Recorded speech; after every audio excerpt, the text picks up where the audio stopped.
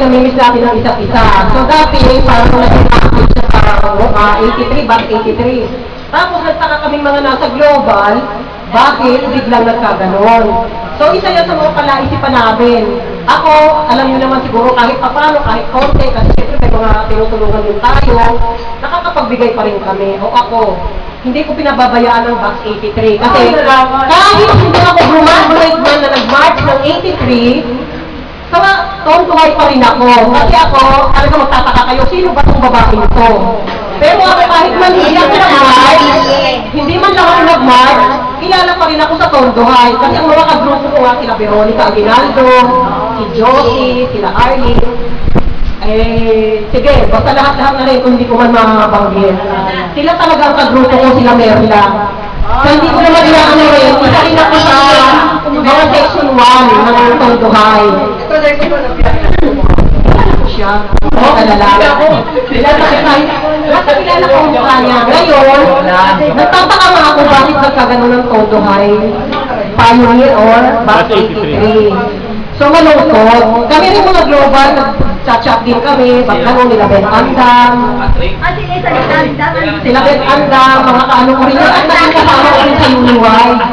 Ngayon, ito nga, sabi ko pa paano ba ang gagawin natin?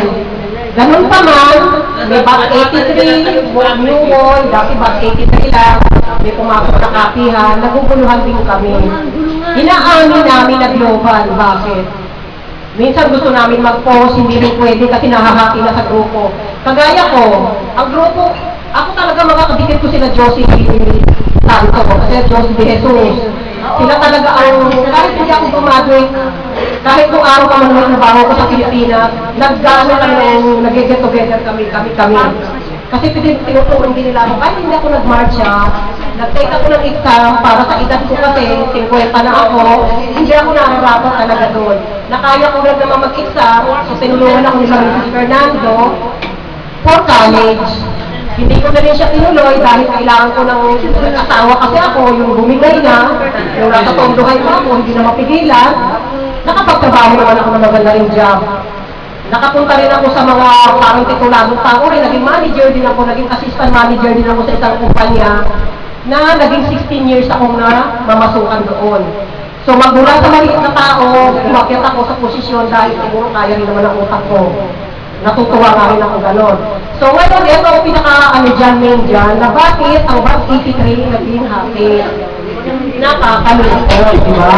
Gusto namin mag-support o mag-support, dalawa na sila pa, no? Kaya gusto sana namin global, bumalik sa isang wall lang o Box 83. Either nakapihan o box ko, hindi ko alam, hindi ako makakapag-desisyon yan. Pero ito lang ang suggestion namin. Kung sino man sana ang mga involved or nag-ano sa Box 83, sana isang pangalan na lang. Para hindi na rin nabubura na lahat. Willing kami tumulong sa isa na lang. Kasi kung dalawahan, gaya yan, may tumulong ako sa Box 83 wall. May kape. May kapihan o Box 80, ano? Kapihan. Kape o kapihan.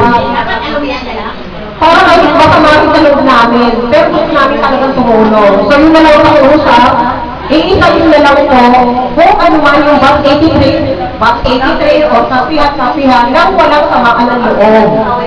Kasi gusto natin yung pioneer at pioneer. Na tayo ang tularan na maraming tangkas. Correct. Tayong tularan, tayo naman nagkakagulo, may sumusunod na rin sa atin, may susunod pa rin, may susunod na dapat mangyari. So, Box 83, pakiusap lang po, yung mga presidente, may mga malawak na pauna, mga vice president, kung sino man yun, sila na nga, at sila na rin, pakialis na lang po yun para, isa na lang ang pupuntahan ng tulong. Diba? Kasi kami mga nasa abroad, may mga kanya-kanya rin kami binubuhay. Pero,